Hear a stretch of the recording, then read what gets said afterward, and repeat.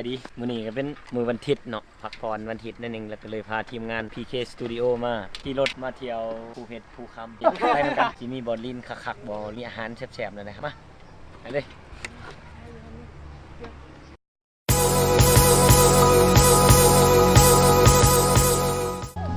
ตอนนี้รายการกินเลาะเที่ยว EP 3 ของ PK Studio มาถ่ายอยู่ที่สวนน้ำตกตาภูเพชรภูคำอยู่ที่เมืองหนองน้ำทาแข็งหนองน้ำทาอันนี้ก็คือภาพบรรยากาศภายในสวนภูเพชรภูคำตอนนี้เฮาหาก็มาฮอดเวลาประมาณ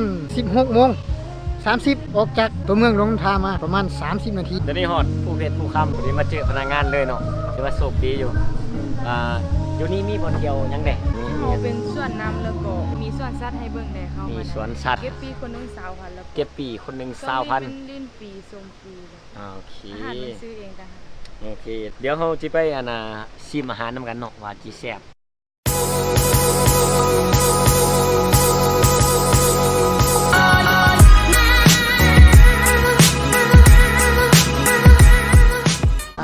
ตอนนี้เขาก็ลงมาอยู่ที่บ่อนที่ว่าเพิ่นให้ลิ้นอยู่ในนี้สวนภูเพชรภูคำเนี่ยมันจะมีเขาเจ้าปลูกเป็นตูไว้เนาะแล้วก็จะมีบ่อนลิ้นสำหรับผู้ที่ว่ามีครอบครัวมีลูกมีหลานแล้วก็จะมีเป็นน้ำตกอยู่ด้านนี้เนาะเดี๋ยวเฮามาลองอาบน้ำกินน้ำกันแล้วก็มาชิมอาหารน้ำกันเนาะ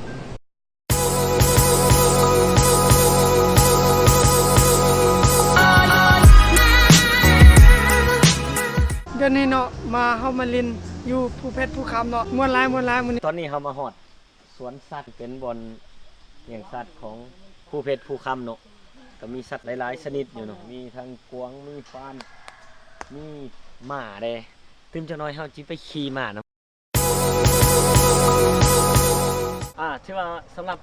คลิปมื้อนี้เนาะก็ถือว่ามาฮอดนี้ก็ถือว่าถึงเวลาแล้วเนาะที่เฮาจะได้กลับแต่ว่ามื้อนี้ก็ขอบใจถ้าผู้ใดติดตามมาฮอดเบิ่งแต่ต้นจนจบมาในคลิปทั่วมื้อนี้ก็ถือว่าอย่าลืมกดไลค์กดแชร์กดติดตามเป็นกำลังใจให้กับ PK Studio ของพวกเราเนาะขอบใจ ขอบใจที่ทางสถานที่ท่องเที่ยว